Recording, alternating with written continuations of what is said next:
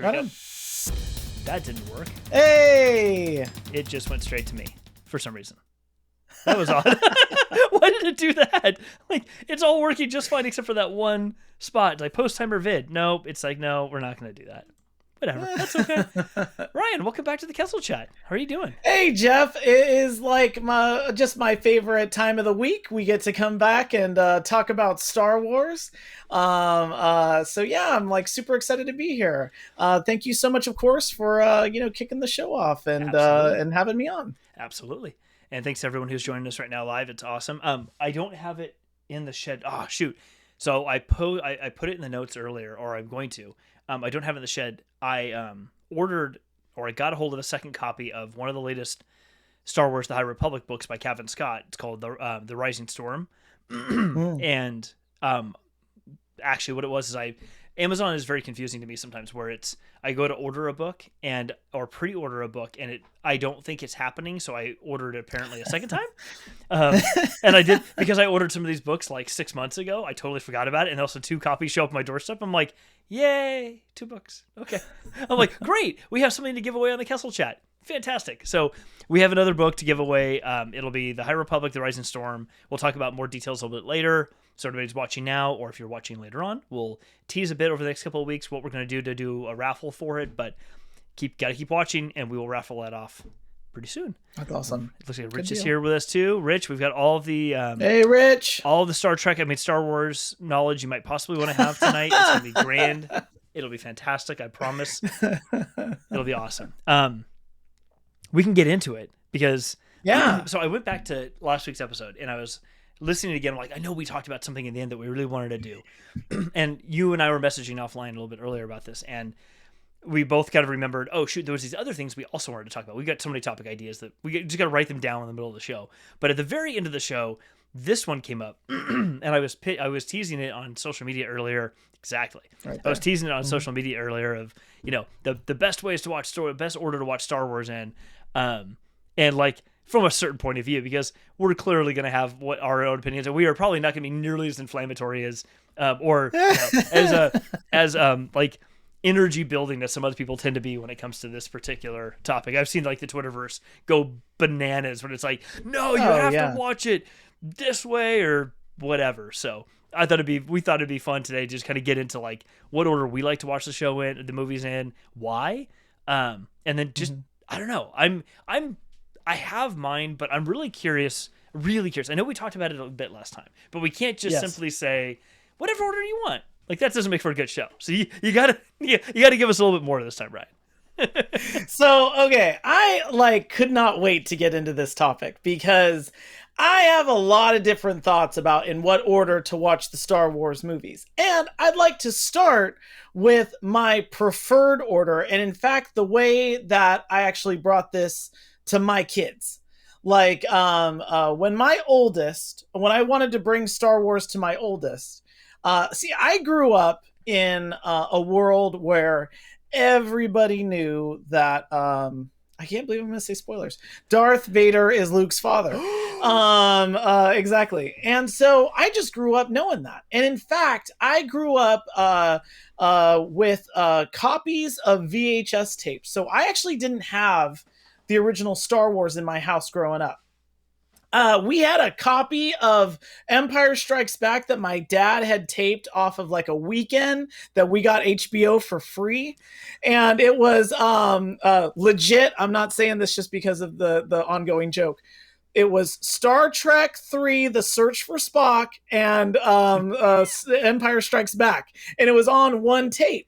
And of course, I like spent a lot of time watching Empire and Jedi, and we didn't have like the box set or anything because at the time, like it was actually really hard to find a really great box set. Like I didn't have my own box set until they did the re-release with the enhanced THX sound, and I want to say that was like in the kind of early to mid 90s. And Mhm. I remember because that was like the box that it had like the faces on it, like it had the Darth Vader face for Star Wars, and it had the Stormtrooper for Empire, and it had the Yoda for Return of the Jedi. And so when I was growing up, all I had was that those two VHS copies, one of which is shared with Star Trek, that was Empire and Jedi. And I would watch Empire and Jedi all the time.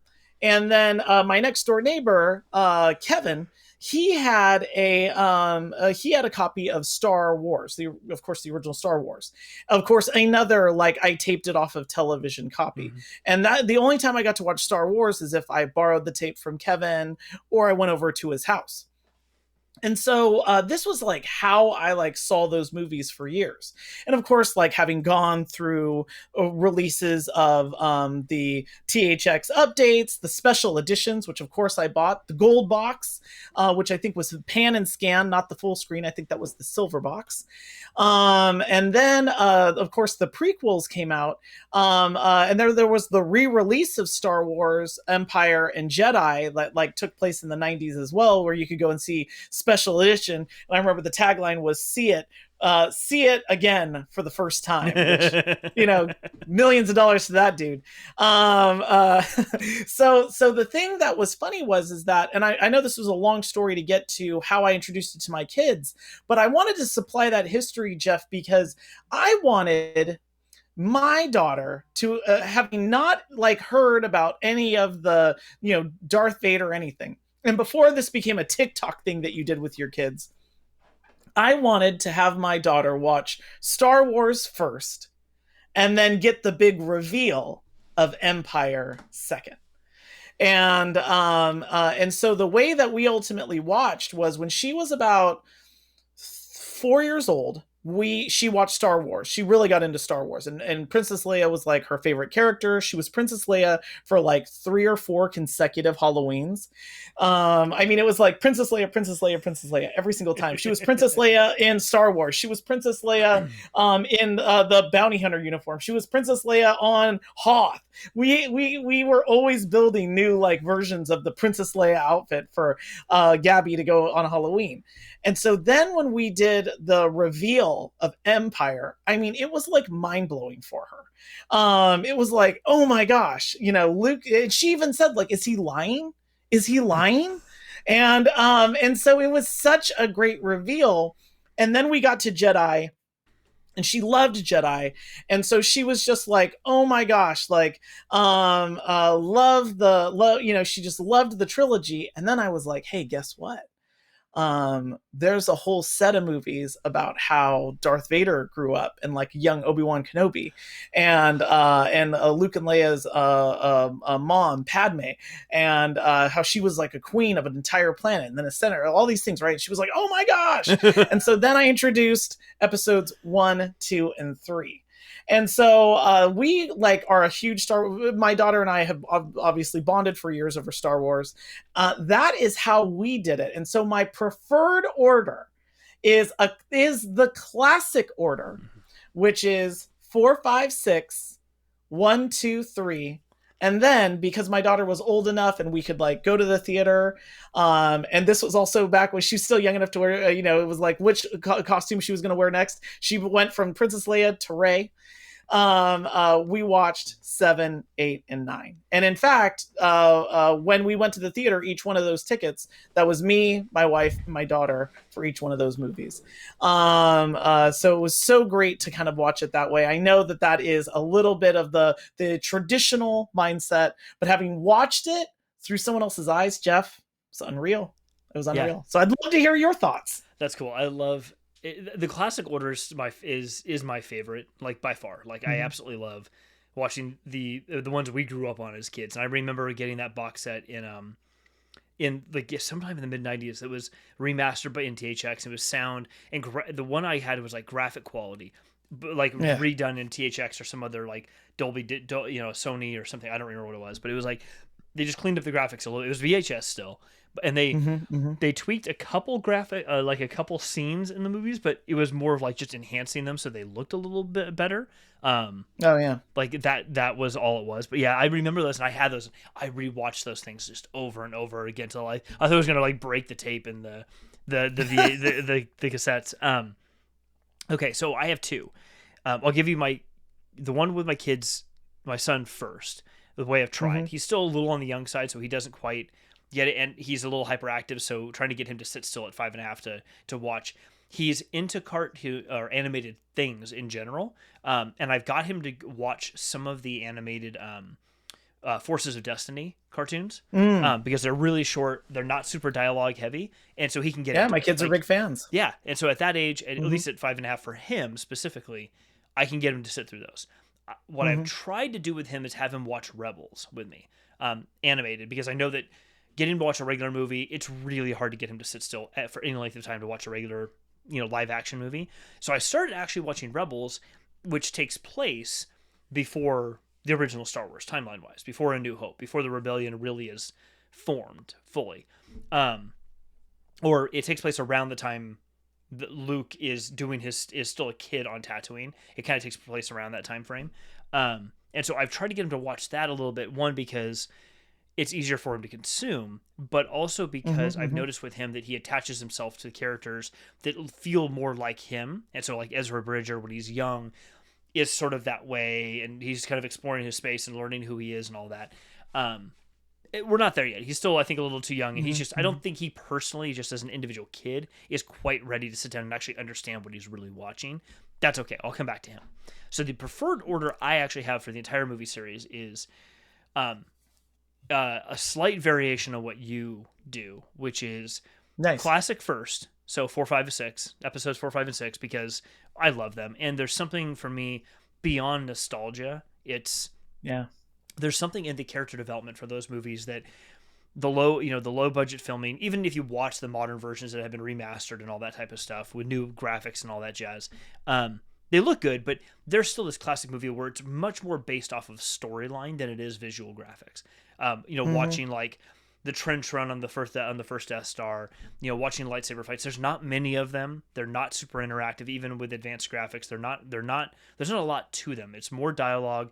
It's more story heavy. It's storytelling that's advancing through there. The Jedi components of it are, at least for me, more subdued, and I'm becoming more and more of a fan of like, there's the Jedi stuff that I love, and then there's everybody else, and I really love the tales of everybody else, because I can attach myself personally, like realistically, to them more than I can the Jedi stories. The Jedi stories they're the fun stuff. They're the icing on the cake. They're great. I love seeing it, but they're always over the top and they're fantastical. The other stuff, as we've talked about in other episodes, I connect with better. So I really love watching that about 4, 5, and 6. And then personally, I actually like to jump straight to episode 7, and not watch the prequels until after I finish 7, 8, and 9. And wow! And here's the reason for that. There's obviously a lot of backstory you get that make up Luke and the characters you see in the final 3 movies. But honestly, when I watch 7, 8, and 9 without having seen the prequels in a while and just kind of do this, the story that I watch feels more complete to me. It feels more like a self-contained or a contained story in those 6 movies. I watch it. I see Luke from being a kid to being a grumpy old man on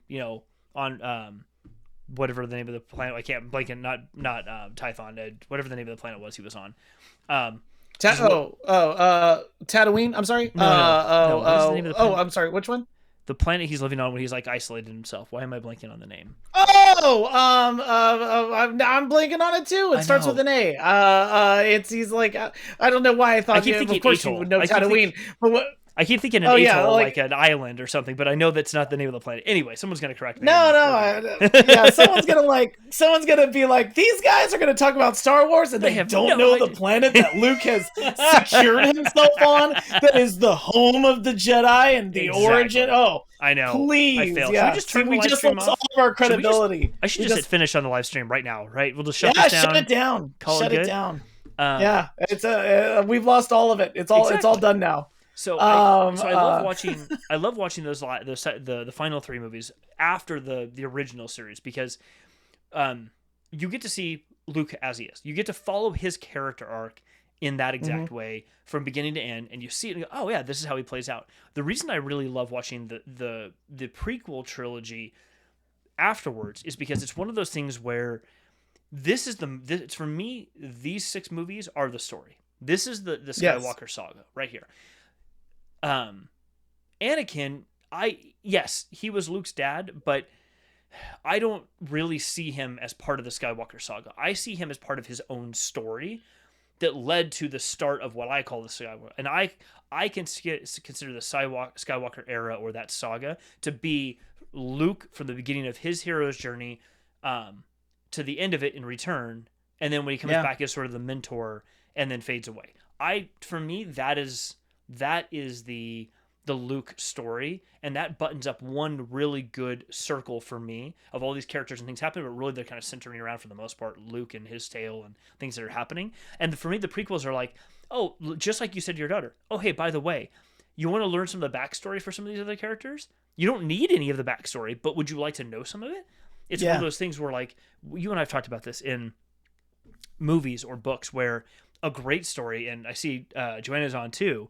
We've all talked about this. In a really good story, when a character, or when you learn the character to what really is the end. Okay, the end is here. It leaves you thinking, clearly there's more going on. No, but that's the end of this tale. We don't have to talk anymore about that character.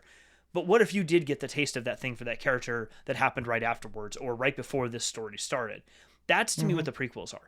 Do you need them to understand anything about A New Hope all the way through The Rise of Skywalker? In my opinion, no, you don't need them at all.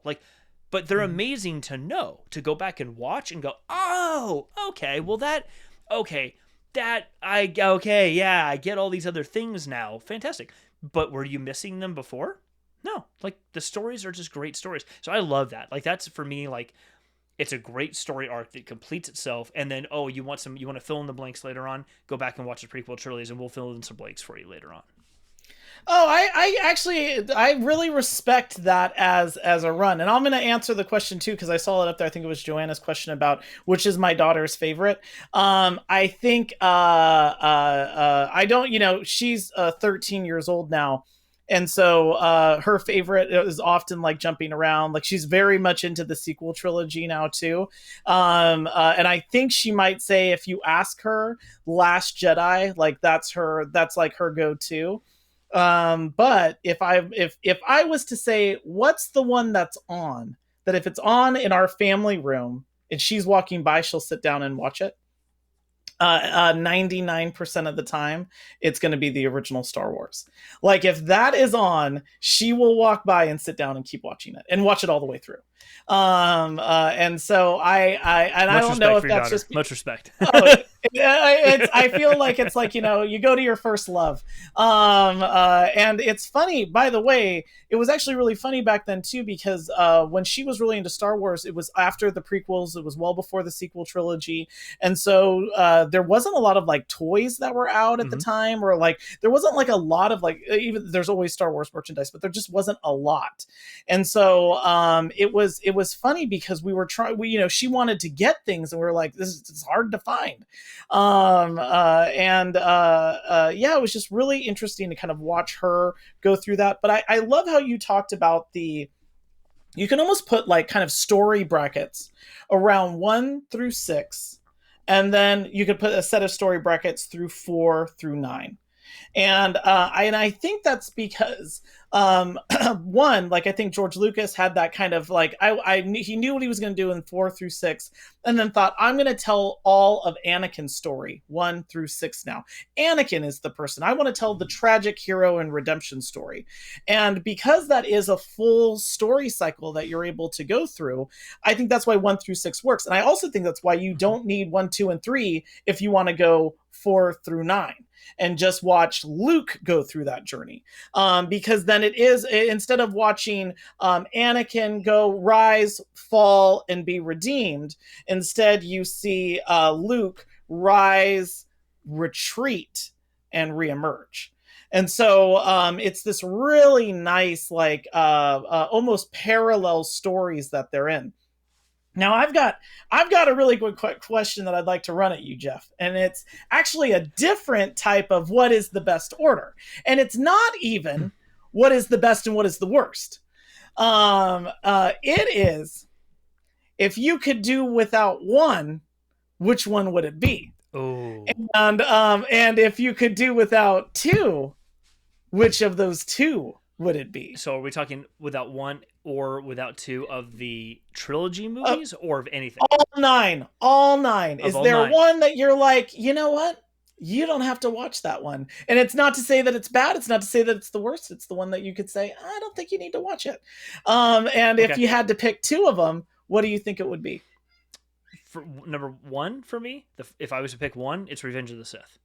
Revenge of the Sith, 100%. Oh, snap! Interesting choice. Phantom Menace sets up for me like really good bad guy that you see and the bad guy you don't. There's Sidious and there's Maul, and you get introduced to Maul, and you get to see Obi-Wan grow very quickly in a movie, complete at the end of it by killing Maul, trying to save his master dead, he becomes the master. Like there's a cycle there that happens. We get to meet Anakin as a little kid, like that sort of thing begins. We get to see we get to see the majesty of like what are good Jedi, what are Jedi that aren't great. Like there's some intricacies there, some real people, typical battle stuff, good storyline. I love it. And then when you get to the second movie, when you get into Attack of the Clones, I would keep at Attack of the Clones for 100% because in A New Hope, we're like, oh, you fought with my father in the Clone Wars. Like the Clone Wars has been mentioned so much. Like you need to see the Clone Wars. Like what is this thing that you're talking about? Like we need to understand what are the Clone Wars. Now, granted, you see more of the actual Clone Wars in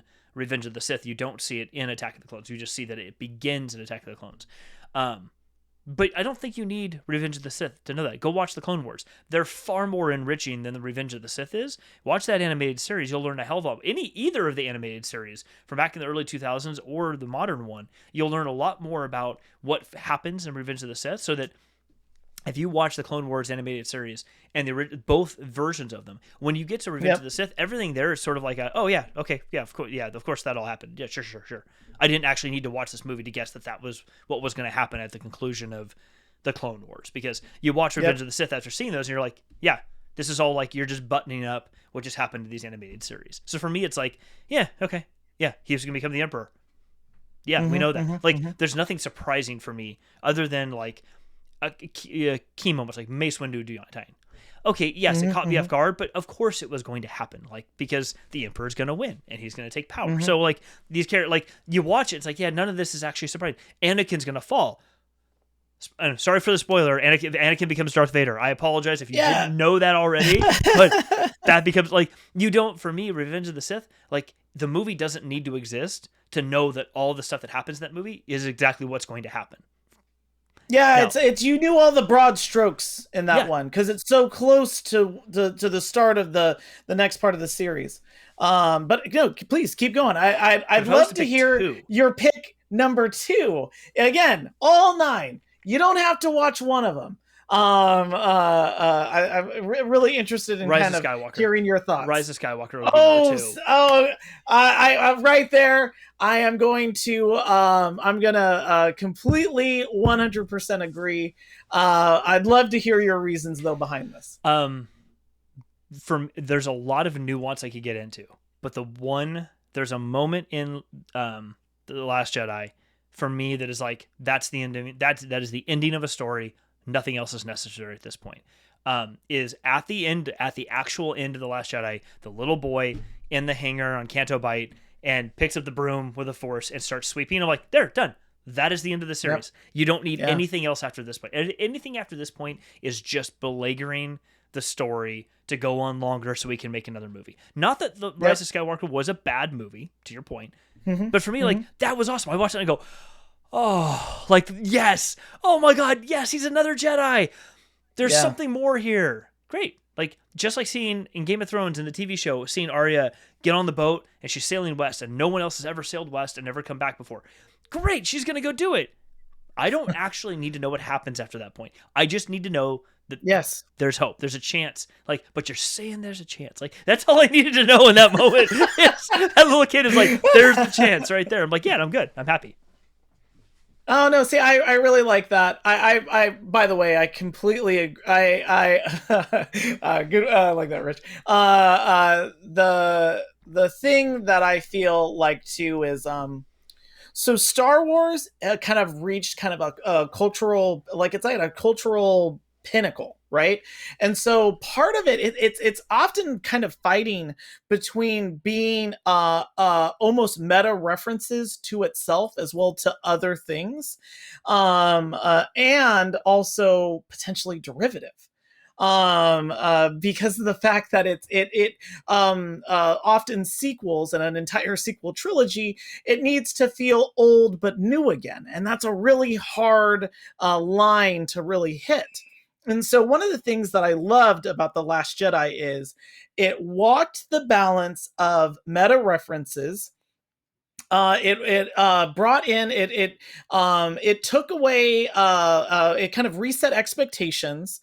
It also had a lot of really great cinema meta references, which I absolutely loved, which I feel like really speaks to the types of things that George Lucas used to do in his movies as well, where he's either referencing things like Wizard of Oz or even the old like Hammer films, like the old Nightmare films where you have like, you know, Dracula, all of these like pulp movies that were from the 20s, or even of course Metropolis. And so when I was watching, I know we've talked about this scene, which is the scene where Rey is on the Millennium Falcon and she's looking down the ramp and she looks through the Force at Kylo Ren and she hits the thing and the door is closing on them, and noting that separation that they now have between each other. I've talked about this in the past. I'm a huge Godfather fan. This could be the Godfather chat. We can go on and on and on about this, but when at the end of Godfather 1, And there's a similar scene in Godfather 2, but the one at the end of Godfather 1, which is what this is referencing, where what is it, Al Neri comes in and kind of pushes the door closed as Kay is watching how her husband has transformed and is he's no longer Michael, he's now Don Corleone. And that separation happens and there is a division of that relationship. That is an amazing meta reference, and it's one that if you're watching movies, you're like, I know what that means. I know that means now that Rey and Kylo have this division. There's a separation between them. But likewise, just like what you said, where the boy picks up the broomstick. I mean, we've talked about this. That was so many young children in the 1980s. We didn't have those unless you had a ton of money. Brian Sutton, I'm looking at you because you had one of these lightsabers. You didn't have a lightsaber, so you had to go and kind of make your own. And I remember I used a broomstick, and so it's just, I love that scene. I love the whole concept of what do we have left? We have everything that we need. This is it's a great set of references. So yeah, I'm a really big fan of you could end at I think episode 8. So yeah, let's turn the tables. No, it's cool. So let's turn the tables. Same question back to you. I want to hear yours. Your 1 and then your 2. Oh my gosh. Okay. So our 2 is the same, which is, and it is actually my number 1. It's Rise of Skywalker. And again, no shade on Rise of Skywalker. I just feel like it's almost superfluous, like an epilogue. It's one of those things that it's like, I don't really need to know this. It's like, it's fine. It's fine. But the part of the story, and maybe it's that there's the simultaneous feeling of knowing that Luke has passed on and has become one with the Force, and he's cool with that. That Rey has stayed true to where she's going, that Finn has recognized that he has something to believe in, that Poe has become a leader. And I think that privately, knowing that Carrie Fisher had also passed away during the making of The Last Jedi, I feel like that's when it's like, oh, the series kind of ended there. Yeah. So I that's why it's like episode 9. And it's fine. It's fine. There's a lot of really cool things in episode 9. There's a lot of really cool moments that I like. There's even cool force powers that I enjoy. I wish they would have come up with another word than Sith Wayfinder. That's like something I would have put in as like a filler word and said, come up with a better word than Wayfinder later. And then went, oh no, I forgot. And we already filmed it. It's not a journey that I need to take. Now I'm going to pick a non-controversial pick for my first movie that I think that you can probably not watch. And it is because I think it's okay if you didn't see it, which is, and I know this is going to be obvious, The Phantom Menace. And that's me saying this, thinking now, Phantom Menace might be the best of looking at it from a film quality. Mm-hmm. Might be the best film in the prequel trilogy. Come at me. I'm ready to. I can defend that. I can write a master's thesis on. I actually think it could be a good film. It's like a solidly put together movie, and I almost wonder if it's because it was shot on film. George Lucas is notoriously like budget conscious, and when he was having to shoot on actual film, I feel like he was like, hey, like we got to get these shots done. Done. And when it became digital, I feel like what happened is all boundaries went out the window. And because there was and I'm sure you've seen too. Oh, go ahead. No, I was just saying, I totally agree with you. Every single time, for someone who doesn't know how to watch for those things because they just don't care, and that's totally, you don't need to care, or just doesn't know what to look for. I think at least how I feel it, and I think how others could probably feel it, is there's a disjointed nature that you can feel in the film because. Mm-hmm. To your point, the idea of all boundaries are off, like you can kind of do whatever you want. Yeah, and it's like the statement like, yeah, free like a puppy. Like, yeah, it's free, but I mean, Is it though? Like, sure, all boundaries may be off at that point, but you still need to have a way to like rein yourself in, because if you look at like the behind the scenes filming, and I know we both have seen probably this, the behind the scenes filming of The Mandalorian, and that really Oh yeah. amazing set that they built that's like this, not like this, it is a completely 360 top and sides Yep. set that Yep. can play real live film in 360 on all sides at the same time. And like all of the scenes and things for the entire movie for the most part are filmed inside this space. Like Yeah. even then Favreau and others, they still physically build a lot of they drop in dirt and dust and sand, and they build rocks inside of it and things, because even they will say, him and Filoni will say when they're filming those things, you still need to have real in what you're doing. You can't Yep. digital, if you Yep. digital everything, it looks digital. And that Yeah. was part of my problem with a lot of those prequel movies, is especially when he went back and redid them, did more digital and more CGI. I was like, you're taking me, to me it's almost like I can see the actors on green screen. It's almost like I'm Yes. watching actors on green screen. These look like matte paintings more than they look like actual sets. And it's like I'm watching Yeah. an actor act in front of a matte painting. I'm like, that's not fun. Like I can see it. So I'm no longer in the fantasy. I'm watching it happen from like, it's like watching Yep. a stage performance that's a magical and then going up in the rafters and looking down. Well, now we can see all the mechanisms. Like the magic is kind of gone. A different kind of magic is apparent, but you're seeing something you probably weren't really meant to see. And I'm with you. Like Yeah. when you take those boundaries off, it doesn't feel as good. It really doesn't. At least not to me. It feels, it takes me out of the moment. No, I think good art requires boundaries. I feel like, and I think what happened is they thought of to rob the Jurassic Park line, they were more interested in whether or not they could. They didn't question if they should, and what happened was I think this is in episode 2 especially, is because it was such a new technology to them, and they started realizing, oh my gosh, we could composite anything into these shots.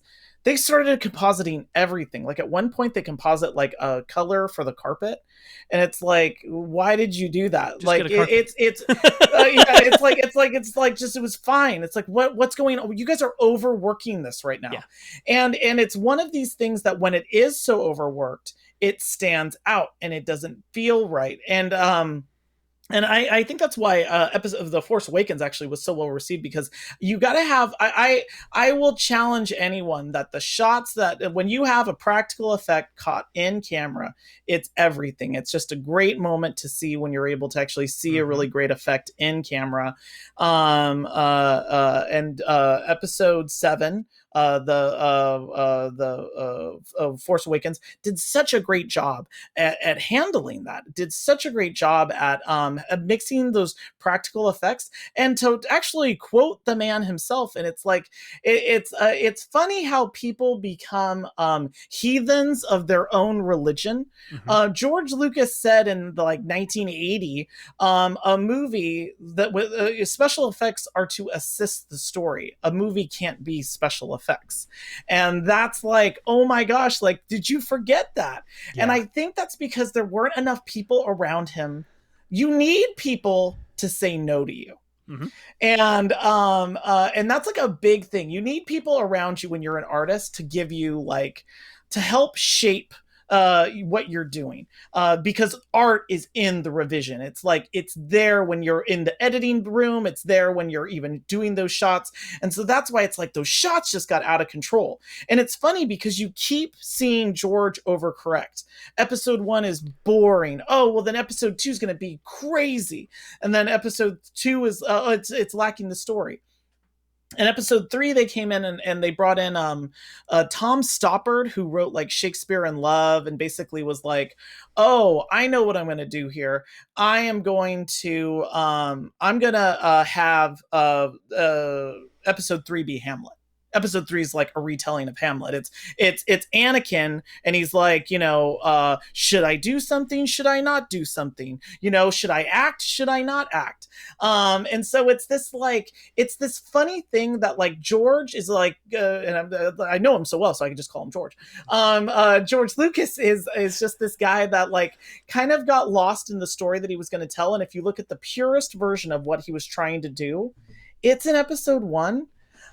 It's even got this amazing title like The Phantom Menace. It is almost Shakespearean. I mean, you could hear a character talking about this phantom menace that plagues me. It's a great story. Maybe it could have been executed better. Maybe it was a little too long. Pod racing was unreal. It was great. It's got great references to things like Ben Hur. It's got great references to things like Buck Rogers, like all of those Buck Rogers stylings I love. But yeah, as much as I just got done bashing episodes 2 and 3, I think you could actually skip episode 1 if you just wanted to try to get into the story and go and even do the same numbers we were talking about before: 4, 5, 6, 2, 3, 7, 8. Okay. Yep. I And can see that. I think you can still get a pretty cohesive story out of that. I think you could. But I yeah Yeah, I yeah think you could easily take if you left out the Phantom Menace, make the confrontation between Obi-Wan, Qui-Gon, and Darth Maul a featurette that gets yes published separately that you watch, because it is probably in the no, I'm not going to say probably, in the film live action movies, that's the best lightsaber fight scene, hands down, it is easy. it's great. It's It great. just, yeah, you watch it I like really do like it. in animated stuff, in the Star Wars: The Old Republic game, all these other animated things, they've done really amazing lightsaber fight scenes, whatever else, and martial fight scenes of various kinds. But in any of the movies, like the worst, to me, the worst lightsaber fight scenes, and they're the best cinematographically and story wise, but they're the worst technically, are in between Rey and Kylo. In the end, they're terrible. Like, did you ever learn how to use a lightsaber from anybody? Well, the answer is no. They didn't. I mean, even Kylo didn't really. I mean, I don't see Snoke sitting in a room with him, sparring with him. Like, he was telling him what to do, and Kylo was winging that thing around with the little jets on the side, and like, all that crap. It's like you watch them, and they're like when they're on Yavin 4. They're not on the moon. They're on Yavin 4. The Death Star has crashed, and him and Rey are fighting. And you watch. It's like massive, like Errol Flynn swashbuckling sword things flying around, but there's no technical interest in what they're doing. But the Phantom Menace, that fight scene, Ray Park, he crushed it. Like, he made that. He choreographed that fight scene beautifully, and you watch that and you go, "Holy crap! Wait, this is what Star Wars could be like? Oh my god! Like, this is amazing! Like, it is just fantastic to watch." But I'm with you. That could be a featurette. That could be a small readers featurette that you see someplace, in that it doesn't have to be a whole thing. It could just be a small snippet you watch. I even like I can't remember. I think it was I think it might have been Topher Grace re-edited episodes 1, 2, and 3 into one super movie, and I even think that some of those things would act as good like flashback context. But again, the prequels suffer from one thing, which is it didn't know whose story the prequels were. And that's actually the thing that I think when we talk about what's the best order to watch Star Wars. When you were just talking about when you were talking about watching 4, 5, 6, 7, 8, 9, because that tells Luke Skywalker's story. That's because 4, 5, 6 is Luke Skywalker and his journey and the redemption of his father, Darth Vader. When you get to episode 7, even though Luke doesn't appear until the end of the movie, the whole movie is about finding Luke Skywalker's the MacGuffin. Luke Skywalker is the thing that you're trying to find. He's the Triforce, it's like he's all of these things that it's like, I'm trying to get to this thing. Luke Skywalker at the end. And then episode 8 is, of course, this amazing tome of what happens when your knight is weary of battle. It's like, it's great because you're able to actually see him sullen, sad, reluctant to return.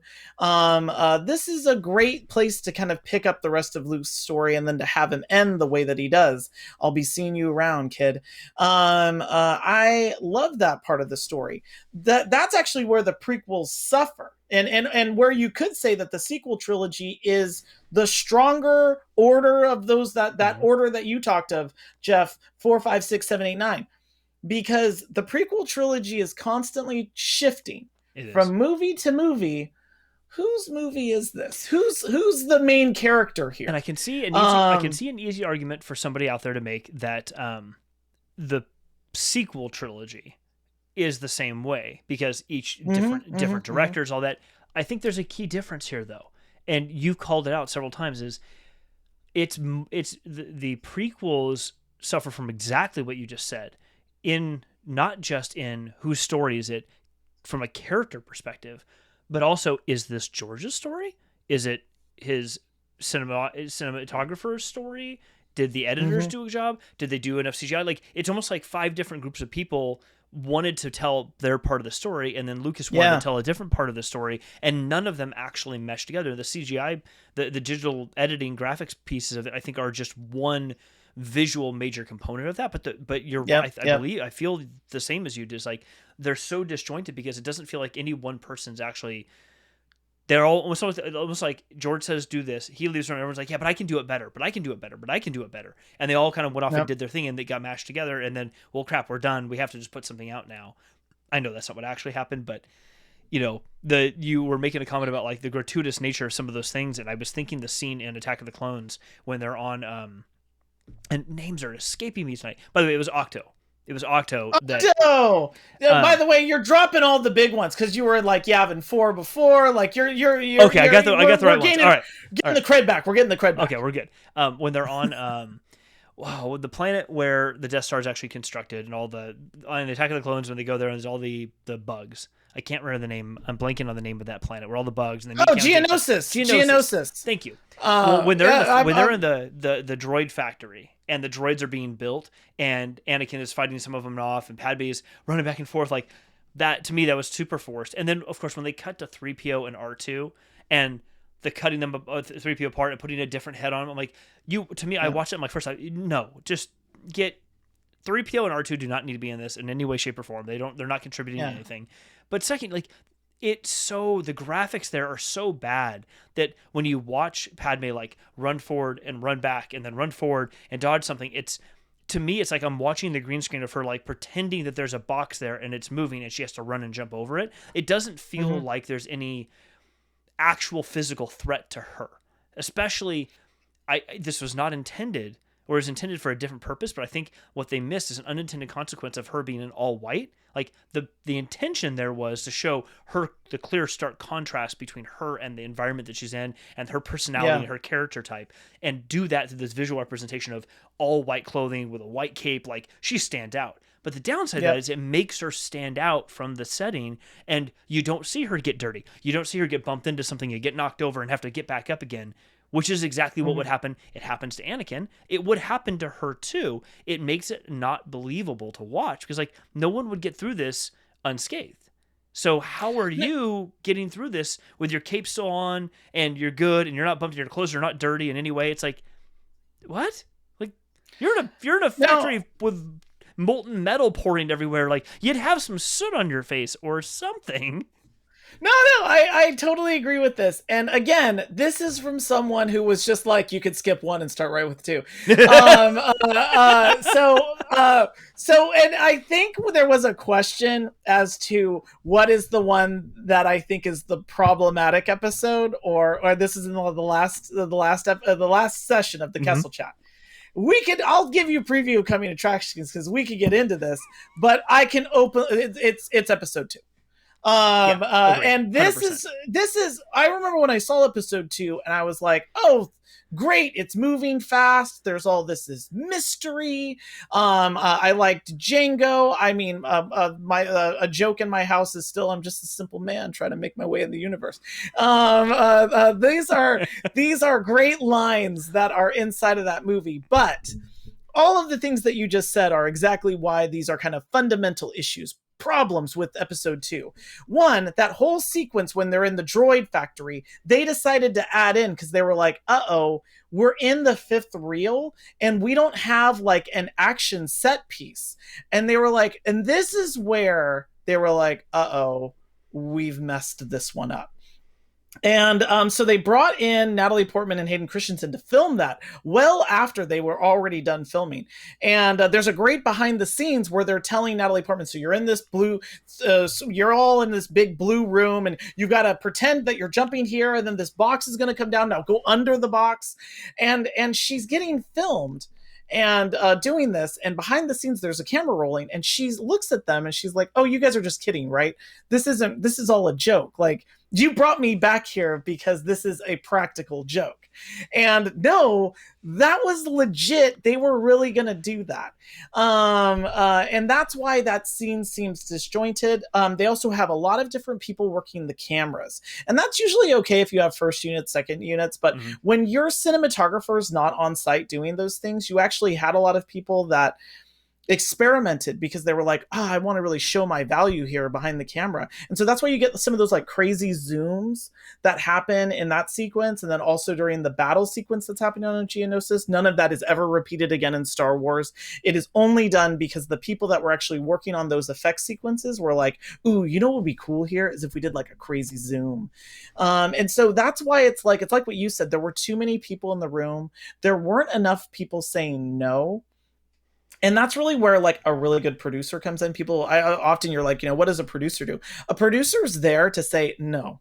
A producer's there. They can help refine an idea and maybe throw something in or say something like the kid stays in the picture. But their real job is to say, no, we're not doing that. And I will say this, it's easy for me to suspend my disbelief in movies. Especially Star Wars movies. I never doubted the puppet Yoda. I was like, that thing, he's alive. I never suspended my disbelief.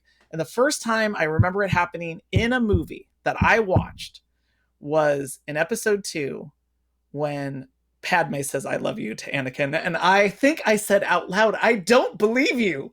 It was one of these moments that I was like, those types of phrases have to be earned. You have to have like your characters really, that was the first time I remember feeling, and I could put words to it now, that people were doing something, characters were doing something because the script told them to do it. I had a distinct feeling when she said that. When she said "I love you," two thoughts raced in my head at the same moment. I was like, Anakin, I swear to God, if you say "I know," I'm gonna walk out of this fucking movie theater right now. Like, I'm done. This movie, I quit. I quit Star Wars. I'm like, done. He didn't say that, thank the gods. But like at that moment, I'm like, you do not recreate Han and Leia. Bad. Bad script writer, bad director. I'm gonna smack your hand. Don't. But the second thing I thought is, I really had a like, dude, did Star Wars just jump the shark? Like, did that? Is that about to happen? I'm like, don't do that. Like, don't pull a Happy Days, man. We don't need any more shark jumping at all. Star Wars. I'm like, it was that whole section was just like, this is not. Nothing is happening here. This is not useful. Yeah. And to go give the opposite of what that was, what needed to happen in that movie was by the way, I totally agree with Kyle Winters on Jar Jar. I actually had a really hard time. I didn't know what was going on when Jar Jar appeared in episode 1. Again, episode 1 was one of those moments where it was so rough for me to watch because my expectations were so high that I was like, oh my gosh, like, was this bad? And I knew it was bad. I knew it was bad while we were watching it. That said, still, it's the best of the 3. As from a filmmaking perspective, my favorite of the 3 is Revenge of the Sith because I do really like the Hamlet storyline. But what's funny about did we just disagree? I think that's we did. Maybe the second time ever on the show we've disagreed on something. we totally disagree. Write that down real quick. Hang on. Yeah, we gotta put it on the list. Take a screenshot. Episode 1 was, I think, was like a solid movie. It has like fundamental problems. Jar Jar, like a huge problem. The things that's going on with Jake Lloyd. But he's a good actor. He's as good of an actor as he could be at that age, and he's doing the Lord's work trying to get those lines out. Why is he brought to a battle? These are leave him at the Jedi Temple. Come on, guys. These are all things that it's like they're fundamental issues, but that movie is a great like it's shot well. It's the best film. Agreed. But episode 3 is by far my favorite, and it's funny because you were just talking about, did episode 2 jump the shark? And what it needed to do was grow the beard, which, for those of you who know what that means, that is when Commander Riker in season 2 of Star Trek Next Generation grew a beard and the show got good. And so that is a Star Trek Next Generation reference for Rich. But it is definitely something that growing the beard. I think this is Rich's reaction to you bringing up Commander Riker. No, yeah, if he's speaking the Gungan language there, which, by the way, I found it incomprehensible. I was hoping for subtitles. I was like, what is he? And it was yeah. We need a new language. We need one. Oh, I know, Pig Latin. No, we can't do Pig Latin. Slightly change Pig Latin. Yeah, you got it. Nailed it. It was impossible. And then it's like there's certain characters that were all CGI that were actually really great, like the cook at Dex's in episode 2. Oh, yes. I love that guy. He was awesome. Yeah, he's a great voice. The guy who did the voice acting was awesome. I liked, and I understand how weird that sequence was. Obi-Wan Kenobi goes to a burger shop that's in Modesto. Because that is essentially what that was. That was Mel's Diner. He went to Mel's Diner. Yeah, that was exactly what I was like. He went down to Mel's Diner. I'm like, can I get some like tater tots or something? Like, I'd be really happy right now. Oh no! The grossest thing on that menu is Jawa juice. Shut it down. Yeah. Health code violations, man. We don't drink Jawas. Right there. Sorry, we're done. No, that was, blue milk are good, but Jawas, dude. Yeah, blue milk I'll buy. But yeah, that was like one of those things. But yeah, episode 2, I still think you can start there. I think that it's okay to start there. It starts with a mystery. You get this backstory of the stormtroopers, which I think is great.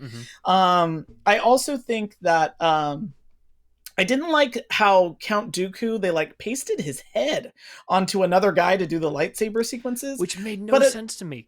Like, yeah, it totally makes no sense to me. Well, Christopher Lee was an amazing swordsman. Like, an amazing, like, he taught me. I think he actually taught people many times how to do sword fighting on set because he was freaking good at it. He also has the scariest story of, and when I mean scary, I mean creepy. And when I mean creepy, I mean, like, I'm really glad I never ran into Christopher Lee. So Christopher Lee is like, has this amazing like war hero story. But one of the things that he made certain that Peter Jackson knew is he speaks very, matter of factly about things. And he was talking about, oh no, this is, I was in the special, spy service in the war. And that's not the sound someone makes when you stab them in the lung. It's like not just stabbed, but stabbed in the lungs. Yes, and I remember seeing that Peter Jackson's like, you know what? When a guy tells you that, you just go with it. You just go with it. What, Chris? He's clearly I'm gonna back off this one. Yeah, he's clearly more of an expert than I'm ever going to be. So you know what? We'll do that. What you said. Thank you for that. Thank you, everybody. We know what we're doing. So Christopher Lee, though, was great. One of the things I like about what makes a good lightsaber sequence for me is I really like episode 1 because it is just it's so great. It's thrilling. It's thrilling to watch. But one of the things I like is when you've got your two characters right next to each other and they can talk to each other. You've got an antagonist and protagonist right next to each other and they can talk to each other. And that's what makes things like Robin Hood so great. That's what makes, the old like swashbuckling Errol Flynn movies so great, is when you have those two characters right next to each other. I love how Dooku is messing with Obi-Wan. And he even has that great line. This is the best line in episode 2, is when Anakin jumps out and saves Obi-Wan's life. And Obi-Wan and the Count Dooku says, "I would have thought you learned your lesson, boy." And Anakin says, "I am a slow learner." It is the best delivery, and it's the best part of episode 2, and it's great because it's your antagonist, protagonist with lightsabers being able to mess with each other, just like Darth Vader and Luke did in Empire. So, yeah. I Oh. think we nailed it. But yeah, yeah, yeah. So again, if someone's out there and they're wondering, what should I start with? I'm still gonna say start with 4, not just for nostalgia reasons, but if there's anything that I think is great about the original Star Wars, and it's unlike all of the other Star Mhm. Wars movies, it takes place essentially in one day or 2 days. It's a very it's not taking time over a week. A lot of movies have that happen where you're seeing them kind of grow and change, and there's maybe even a month of time that's passed. Mhm. In the original Star Wars, it's a matter of days. And so the story is always moving at like a clip pace. And there's also a really great thing too, which is it's kind of a 3-act story. And in each one of those acts itself is a 3-act play. Mhm. So I would definitely say go and check out the original Star Wars. And yeah, I think you could watch that up to The Last Jedi.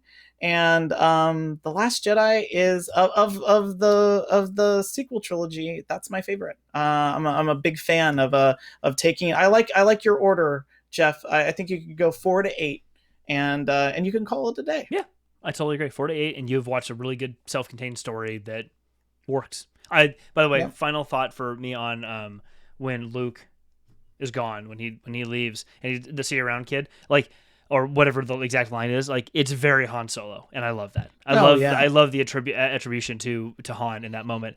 It makes me think of the scene in Solo where at the very end of the movie, or near the very, very end of the movie, where Han and Chewie are standing next to each other on the desert planet, and they're talking to Enfys Nest, and she says, "You could stick with us," and he just kind of looks at Chewie and goes, and then she says, "Okay, you stick around," and he just kind of does the little, like, the hand wave, the 2-finger hand wave of like it's very Harrison Ford. Like, I love Mhm.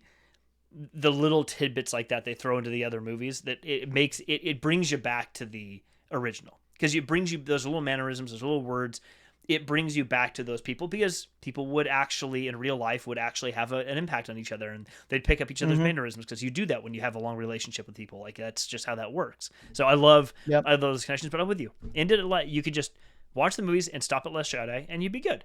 If you want to see more, you go right ahead. If you like, it could almost be that sort of like, hey, if you want to just be a fan who enjoys watching the MCU or whatever in the theaters, you watch these. Cool. Yep. Oh, and afterwards, if you're like, you want to go watch some behind the scenes stuff, you want to learn a little bit more, go dive into the encyclopedia, then the other movies you can go watch, and it'll fill in some additional gaps for you.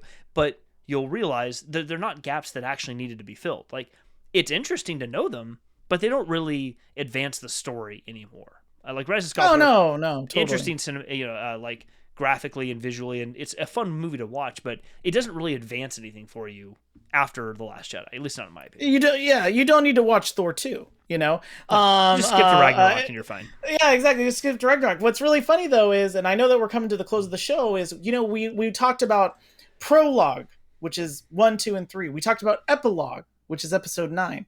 But to borrow like a view of this from the Lord of the Rings trilogy, we didn't really talk about a Silmarillion type of story, which is Rogue One and Solo. Yes. Which are on the sides of all of these, and I actually think they work on the side. I actually think you can watch the original stories and then jump into there, because I like that those are side stories that happen in parallel with our main stories. I completely agree with you.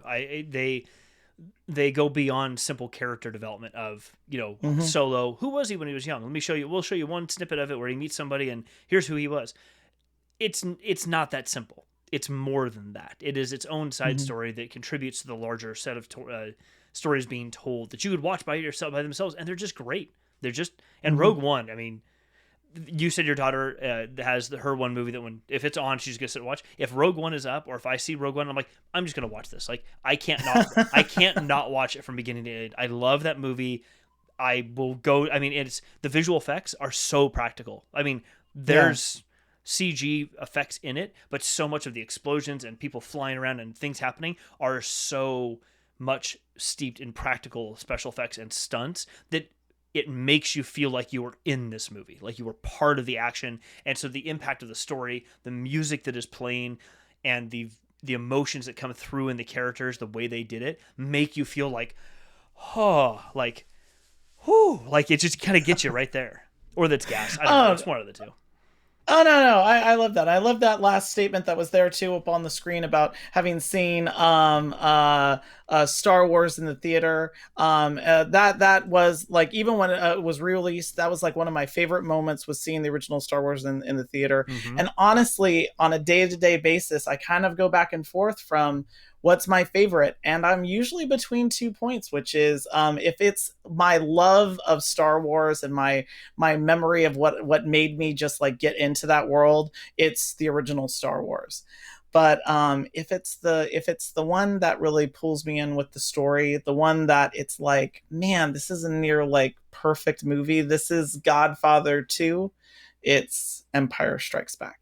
Oh, yes. I just can't seem to get away from that one. Like, and it's so funny because when I was a little kid, Empire really scared me, because Empire is almost like it almost has like certain horror elements. Mm-hmm.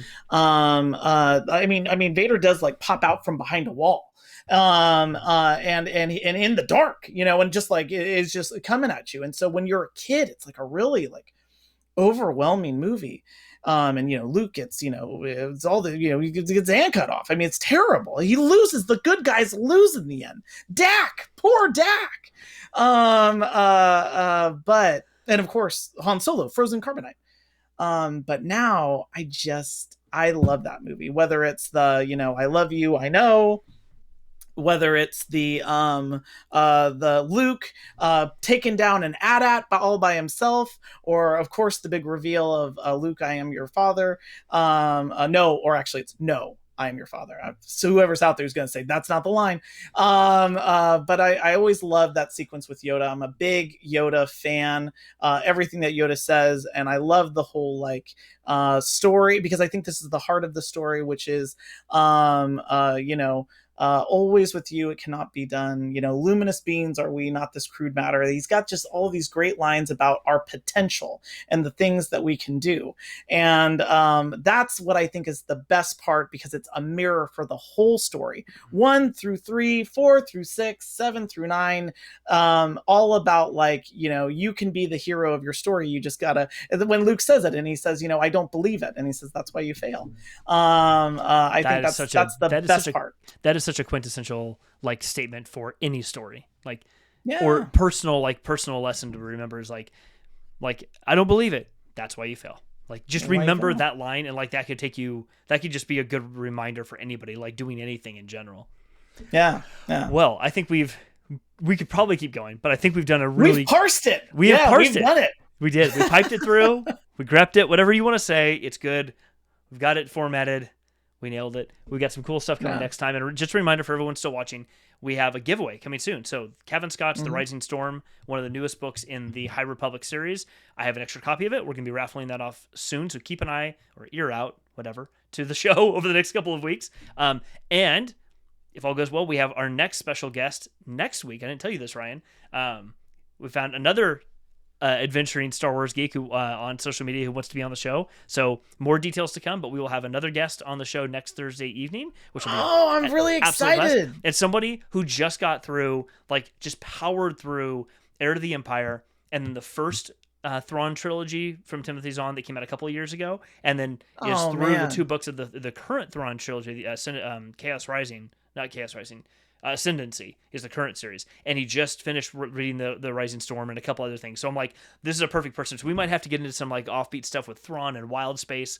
I don't know yet. We'll figure that out for next week. But if you're still watching the show, thank you all so much for being here. We really appreciate it. If you haven't subscribed already, hit subscribe. But I know you all did, so thank you. Hit a thumbs up on the video. Yep, up there, down there. I don't know, wherever the buttons are. Hit the thumbs up, because it really does help the video on the channel. Thank you. And click the little bell if you want notifications. Ryan, anything you want to wrap up with? No, just really happy to see so many people on the chat, people on the show today. We love doing this. Jeff and I talking, but we love doing this, of course, talking this all out with you all. And yes, Rich, only a handful of Trek references tonight. Coming next week, it's going to be Trek the whole time. Get ready for the Vulcan chat. We're not going to be talking about Thrawn. It's going to be all about the founding of the Federation. So yeah. But hey, thank you all so much for joining us. Again, you all are. It's great to have you all with us every Thursday. Yep, we really appreciate it. Thanks, everybody. Have a wonderful night, and we will see you soon. Hey, bye, everybody. Oh, and now it's just showing me. My outro videos aren't working. You just get to look at me, everybody, while I wrap up the live stream. Thank you for being here. It's at least good music, so there's something.